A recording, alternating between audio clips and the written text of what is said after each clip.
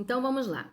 Um outro tipo de erro ligado ao significado das palavras é usar o conhecimento moderno sobre alguma questão e transportá-lo para os tempos bíblicos.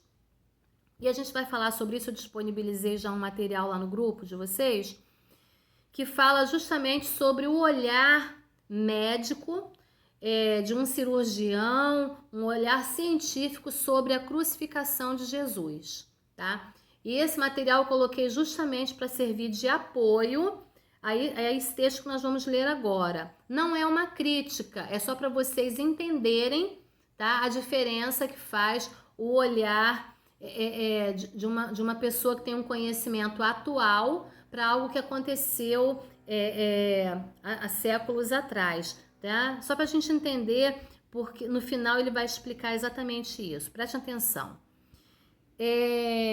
Carson, que é um comentarista bíblico excepcional, diz assim: ele apresenta uma crítica sua a um artigo da revista Christianity Today que exemplifica esse erro. Eu não falo inglês, tá, gente? Eu chutei aqui a pronúncia. Se estiver errado, me desculpem. Os autores realizaram um trabalho admirável explicando as maravilhosas descobertas da ciência sobre o sangue, o que o sangue pode fazer.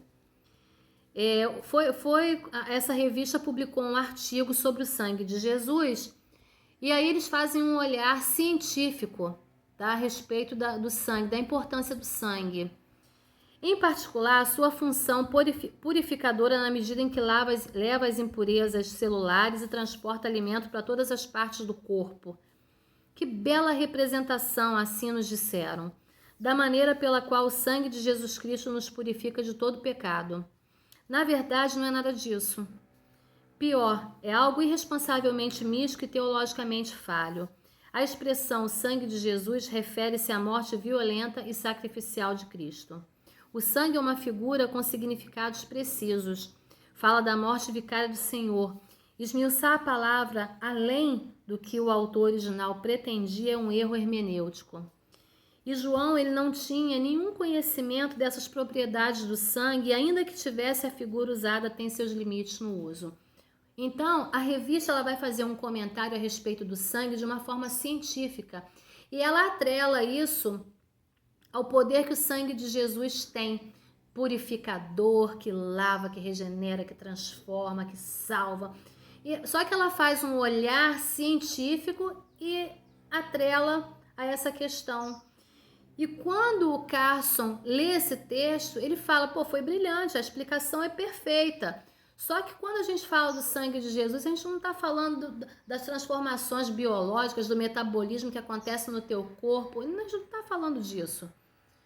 Falar do sangue de Jesus significa falar de um sacrifício. E ele começa a falar da forma espiritual e teológica daquele sacrifício, da crucificação, da morte, do sangue derramado, das vidas alcançadas. É isso, e ele começa a falar sobre isso. Então, são erros comuns, tá? Eu acredito até que o autor, na hora que fez esse texto para essa revista, ele não viu isso como um erro, ele viu isso, ele quis apenas fazer uma comparação, sabe? Mas aí o comentarista, ele vê dessa forma. E não é legal, não é legal, porque não tem a ver, né? A questão do sangue derramado, do sacrifício de Jesus na cruz, voluntário, não nos leva a pensar nos efeitos que o sangue tem sobre... Não faz isso. Quando você começa a ler ou ouvir a mensagem do sacrifício de Jesus, a última coisa que você vai pensar é o que está acontecendo no corpo de Jesus, as distensões musculares, os músculos sendo rompidos, os tendões. Você não está pensando nisso. Você pensa no efeito daquilo sobre a humanidade, sobre o pecado, sobre a vida humana, sobre o homem, sobre a regeneração, sobre as promessas de Deus, as profecias. A tua mente viaja em outro caminho, em outra direção, tá? E é por isso que eu coloquei esse material ali, porque ele fala exatamente sobre esse livro do cirurgião, que ele esmiuça a morte de Jesus passo a passo, desde o momento que começou a tortura até o momento final de agonia e morte de cruz, tá? Só para a gente ter conhecimento, tá? Não é uma crítica, não é uma exaltação, é a título de conhecimento e é muito bacana. Quem puder adquirir o livro, excepcional, muito bom mesmo. Vamos lá. Um outro erro muito comum e o pior é definir o significado teológico de uma palavra pela etimologia e os seus sinônimos em português. Vamos lá. Sendo a Bíblia em português uma tradução, fica claro o absurdo do método, tá? Que a gente já falou que a gente precisa conhecer a etimologia da palavra lá nas suas raízes, o grego, o latim, o hebraico, para a gente poder entender. Se você pega, eu quero saber o que essa palavra significa nesse texto, só de forma de tradução, vai recorrer ao dicionário de Aurélio, por exemplo, você não está fazendo o que é correto, tá? Não vai te ajudar em muita coisa. Vamos lá. Não é incomum a gente assistir os pregadores iniciarem as suas exposições do texto bíblico dizendo: de acordo com o dicionário de Aurélio, o significado da palavra já errou, tá? Quer saber o significado da palavra? Recorre à raiz etimológica. Vai procurar no grego, vai procurar no latim, tá? Recorre. Eu vou passar para você os materiais que são excelentes para você fazer um bom trabalho. E eles passam a basear as suas pregações nesses significados, apresentando dois erros básicos. Eles não observam o significado da palavra no original grego ou no hebraico, do qual a palavra foi traduzida, e não determina qual dos muitos significados da palavra é o pretendido pelo autor. Porque quando você vai recorrer ao Aurélio, você não está sabendo qual é a intenção do autor bíblico a escrever aquilo ali, tá? O que ele quer transmitir com aquilo ali? Esse método, do ponto de vista hermenêutico, é incorreto. Mas então como é que eu vou procurar isso? Vamos lá.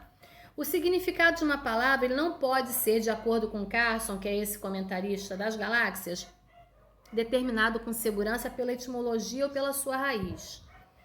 Em termos linguísticos, o significado não é uma propriedade intrínseca a uma palavra, quer dizer, não é só ele. É um conjunto de relações para as quais um símbolo verbal é um signo. Vamos entender isso melhor. É claro que o significado da palavra pode refletir a sua etimologia, mas para fins de exegese, esse procedimento é inadequado, porque é de maior valor a tentativa da gente descobrir o significado que a palavra tinha naquela época em que ela foi escrita. É por isso que não adianta você recorrer no Aurélio.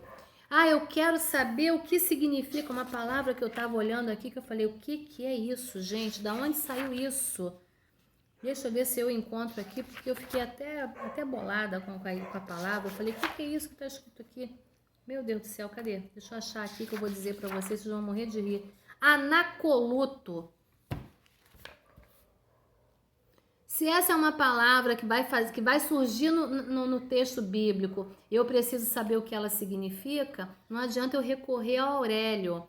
É isso que ele está dizendo aqui. Para eu entender o que ela significava naquela época em que foi escrita, eu preciso recorrer ao hebraico, ao grego, porque é ali que está a raiz, é ali que está todo o entendimento. E com o significado que o autor pretendia que a palavra fosse entendida.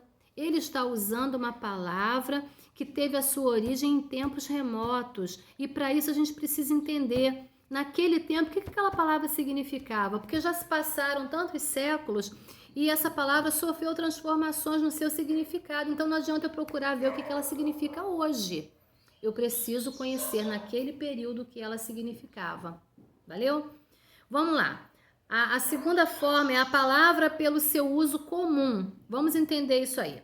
Um método mais seguro para a gente descobrir o significado da palavra é pelo chamado usus loquendi, que é o uso feito por quem fala, é aquilo no dia a dia, tá?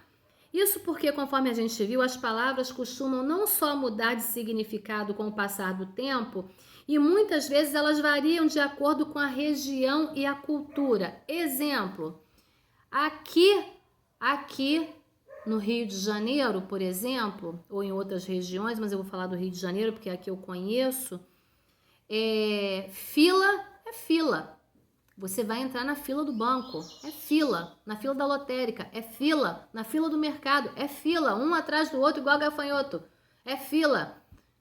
Mas quando você chega em outras regiões do país, já não é fila, é bicha. Mas tem o mesmo significado, é um atrás do outro, igual gafanhoto. Entendeu? Então vamos lá, a gente precisa estar esperto nisso aí. Elas podem variar de acordo com a região e a cultura, como também podem possuir mais de um significado de acordo com o contexto em que é empregado. Exemplo, observe os diversos sentidos da mesma palavra casa. Ele foi para casa. Ele casa amanhã, tá? Casa, construção. Casa amanhã. O estado civil, a cerimônia. O número tem 2 casas decimais, tá? Numeral. Ele pregou o botão, mas não fez as casas. É a casa de costura na roupa. O verbo correr também, ele pode aplicar-se a muitas coisas que envolvem movimento ou ação.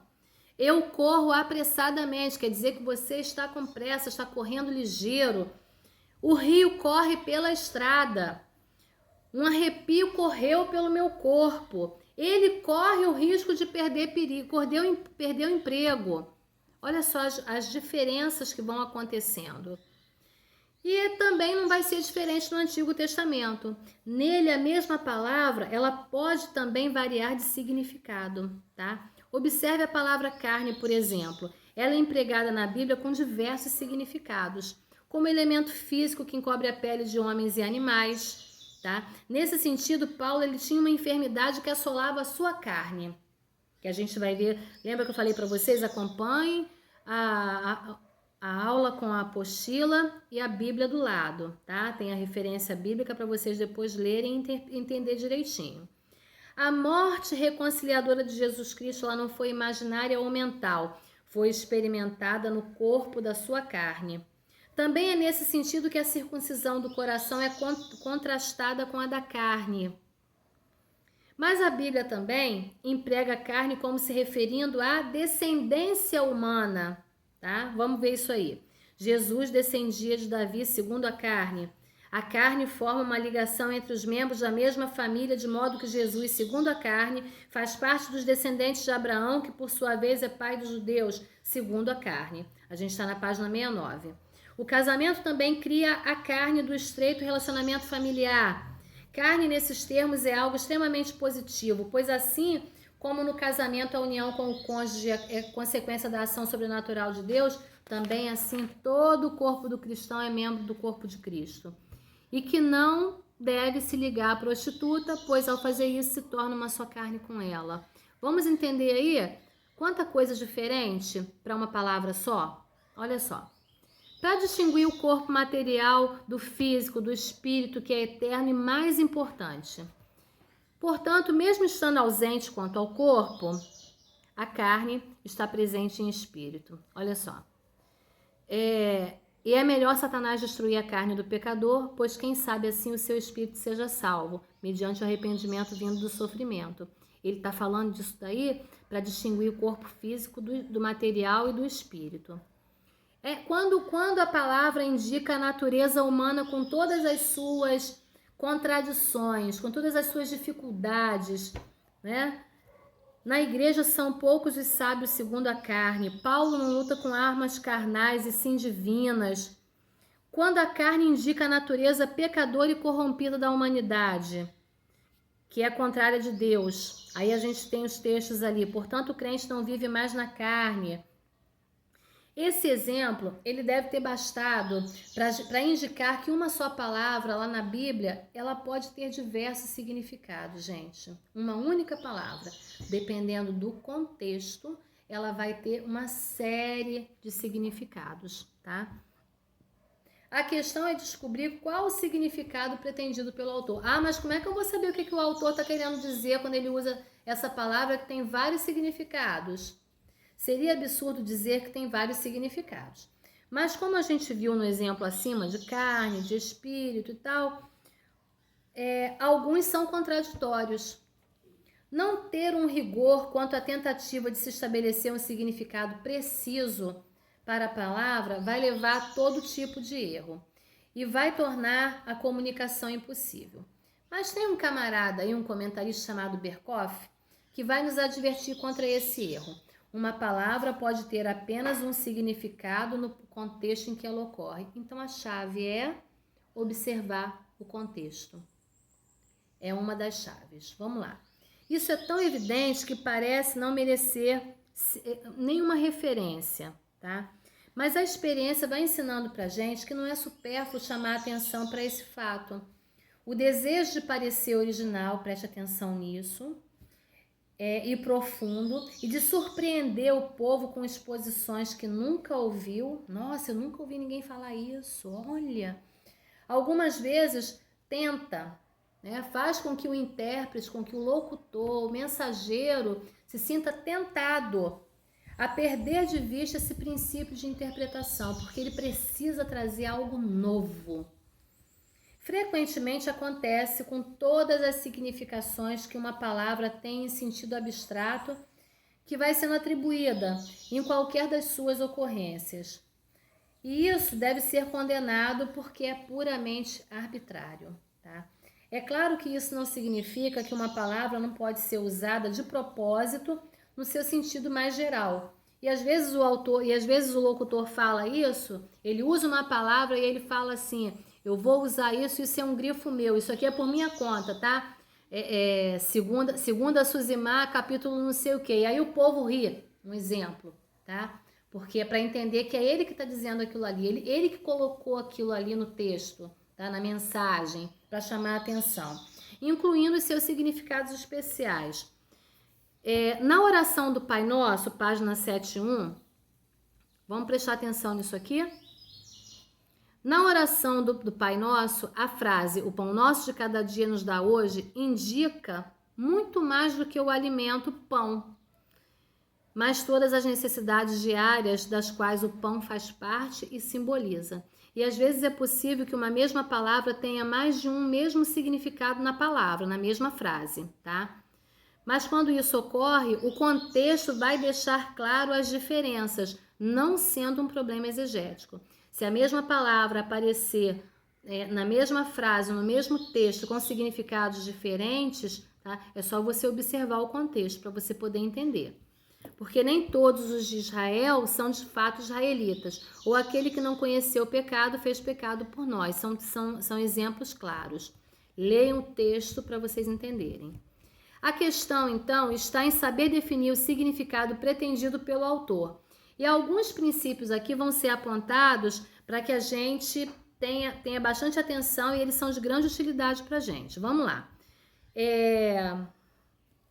Na página 7.1, no terceiro parágrafo, vocês façam uma marcação assim, letra A, tá?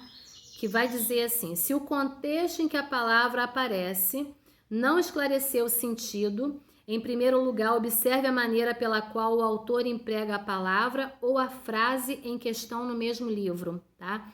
Escrevam aí, letra A, grifem com a sua canetinha, letra A, porque isso é importante pra caramba. Vou ligar o ventilador que eu tô morrendo de calor. Até rimou.